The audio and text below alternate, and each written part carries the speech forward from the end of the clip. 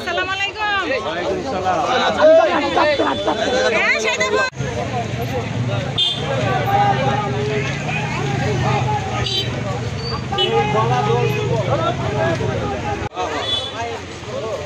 Leaflet দিবা মহিলাদেরকে দাও দাও না দাও আমার তো দাও কেমন আছো তোমরা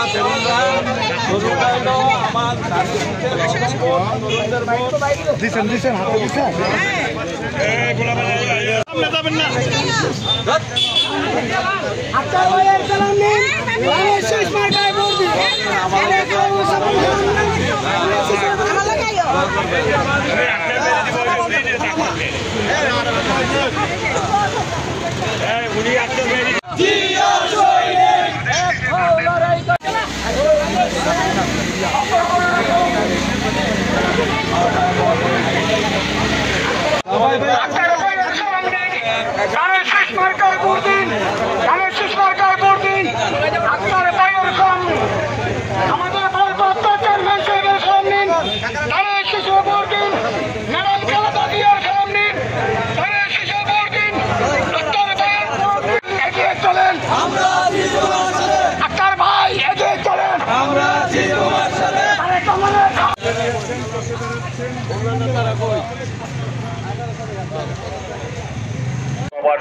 সভাপতি প্রধান অতিথি এবং তিতাস হোমনাথ তিতাসের প্রতিমন্ত্রী আসসালামু আলাইকুম। যাই আমরা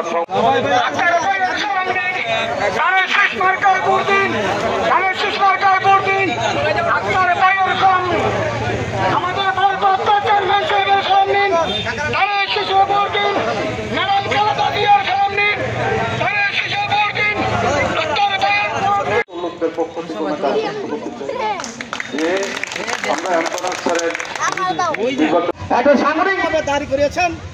আবার আমাদের নেতা মারা যাওয়ার পরে আপনারা দেখছেন আমাদের সব দলীয় নেতৃবৃন্দের সাথে এই আশাবাদ করি বিএনপি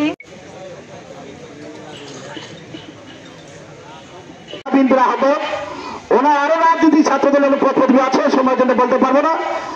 আমরা দেখেছি যখন আমি জেলা হাসিনা পতন আন্দোলনের লক্ষ্যে 2011 সাল থেকে 2015 সাল পর্যন্ত সাধারণ সম্পাদক ছিলেন।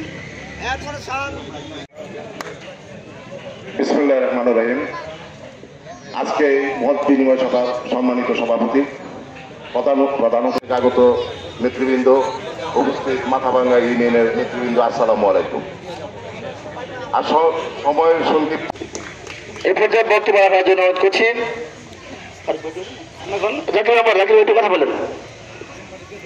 একটা সামরিকভাবে দাঁড়ি করিয়েছেন। আবার আমাদের নেতা মারা যাওয়ার পরে আপনারা দেখছেন আমাদের সবাই আশা রাখবো সবাই একত্র হয়ে আমরা যেন সুন্দরভাবে সামনে নির্বাচন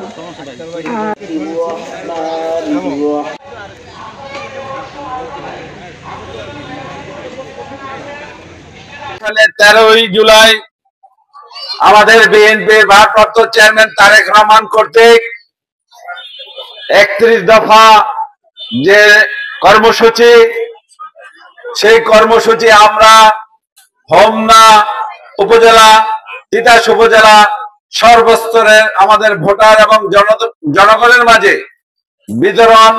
আগামী দিনে বিএনপি রাষ্ট্রীয় ক্ষমতায় গেলে কি বিএনপি কিভাবে, আমি হোমনা উপজেলা এবং তিতাস উপজেলা সংসদীয় আসন কুমিল্লা 2, আমি মোহাম্মদ আখতারুজ্জামান সরকার, আহ্বায়ক কুমিল্লা উত্তর জেলা বিএনপি। দীর্ঘ 16-17 বছর আমি 3 বার দলের সাধারণ সম্পাদক।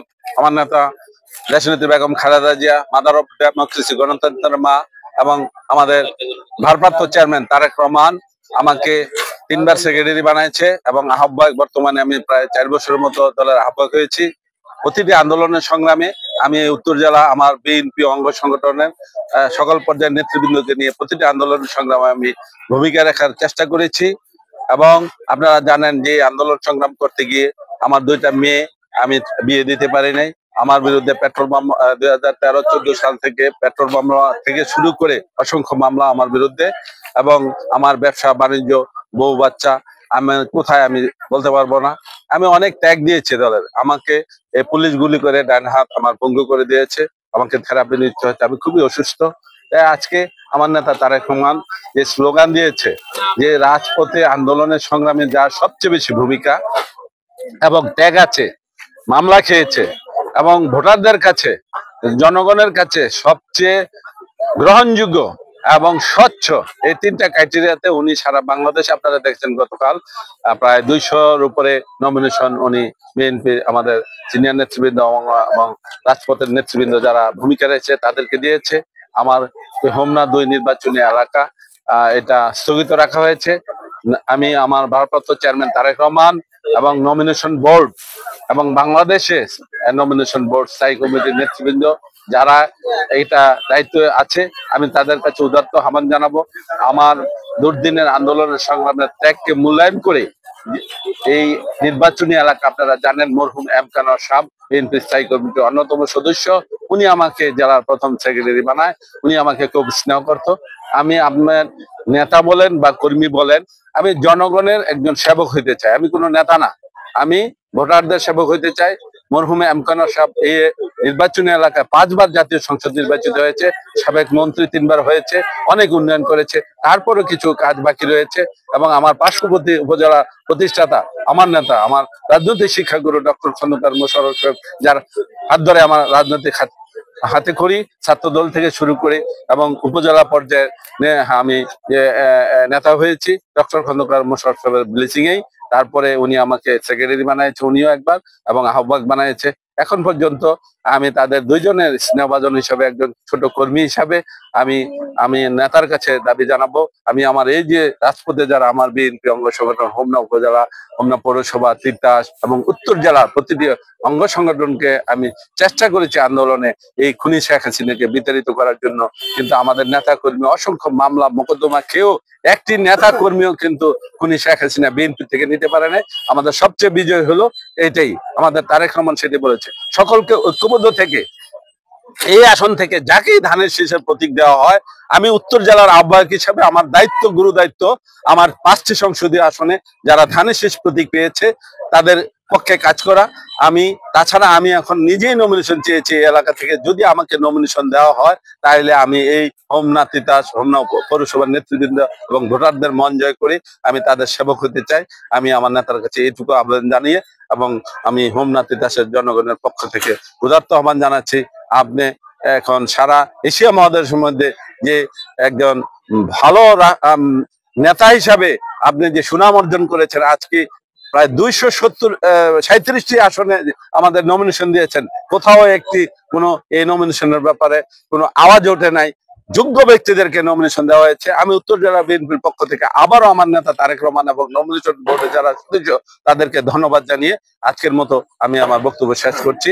আমি সকলের সহযোগিতা চাই, দোয়া চাই, আমি যেন এই আসনে ধানের শীষে প্রতীক পাই, এটাই আমার প্রত্যাশা। যদি দলের নমিনেশন পাই, আমার নেতা তারেক রহমান এবং নমিনেশন বোর্ড এবং বাংলাদেশের স্থায়ী কমিটি এবং নমিনেশন বোর্ড উপদেষ্টা যারা আছে, আমি তাদের কাছে উদাত্ত আহ্বান জানাবো।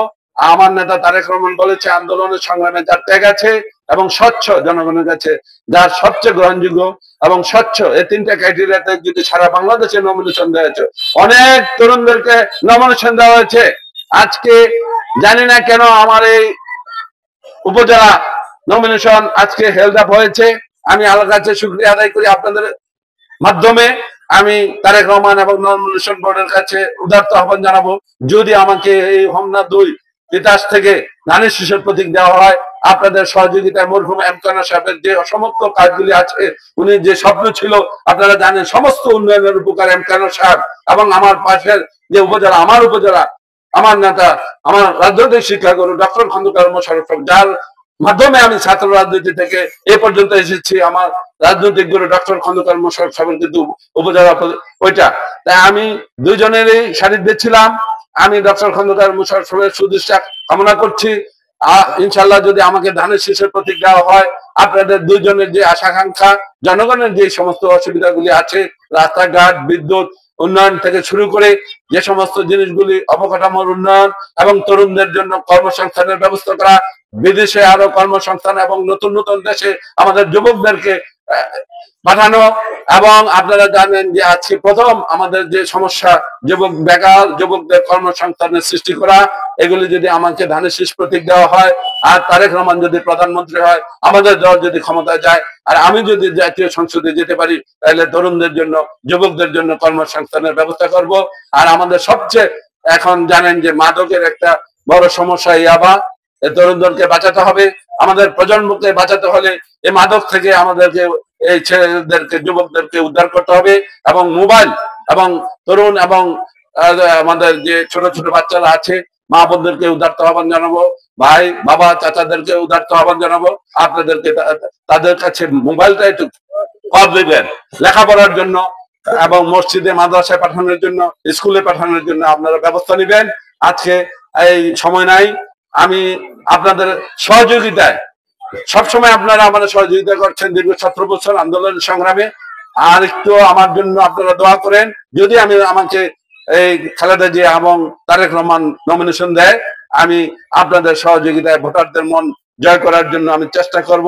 এইভাবে আমরা সারা দেশে লিফলেট হোমনা তিতাস হোমনা পৌরসভায় আমরা প্রতিটি ঘরে ঘরে আমরা উঠান বৈঠকের মাধ্যমে এবং পথসভা জনসভার মাধ্যমে আমরা তারেক রহমানের বার্তা পৌঁছে দিব, সেই আশাবাদ ব্যক্ত করে 13ই জুলাই আমাদের বিএনপির ভারপ্রাপ্ত চেয়ারম্যান তারেক রহমান কর্তৃক 31 দফা যে কর্মসূচি, সেই কর্মসূচি আমরা হোমনা উপজেলা তিতাস উপজেলা সর্বস্তরের আমাদের ভোটার এবং জনগণের মাঝে বিতরণ। আগামী দিনে বিএনপি রাষ্ট্রীয় ক্ষমতায় গেলে কি বিএনপি কিভাবে বাঙ্গা ইউনিয়নে সাদ্দাম বাজারে জয়দেবপুর সাদ্দাম বাজারে আজকের এই উঠান বৈঠকের কথা ছিল। আজকে একটি সুন্দর মত বিনিময় সভা আপনারা আয়োজন করেছেন, কর্মসূচি ভোটারদের কাছে পৌঁছে দেওয়ার জন্য এবং উঠান বৈঠক করে আমাদের যে কর্মসূচি আগামী দিনে আমরা রাষ্ট্রীয় ক্ষমতা গেলে আমরা জনগণের জন্য কি করব সেগুলি এখানে বিস্তারিত বলা আছে। সময় কম, অন্য সময় হলে আমি বিস্তারিত বিশদভাবে ব্যাখ্যা করব। আপনারা ইতিমধ্যে শুনেছেন গতকাল আমাদের সারা দেশে প্রায় 237টি আমাদের সংসদীয় আসন যারা বিএনপির নমিনেশন ডিক্লেয়ার করেছে আমাদের সংগ্রামী মহাসচিব এবং আমাদের হোমনা এই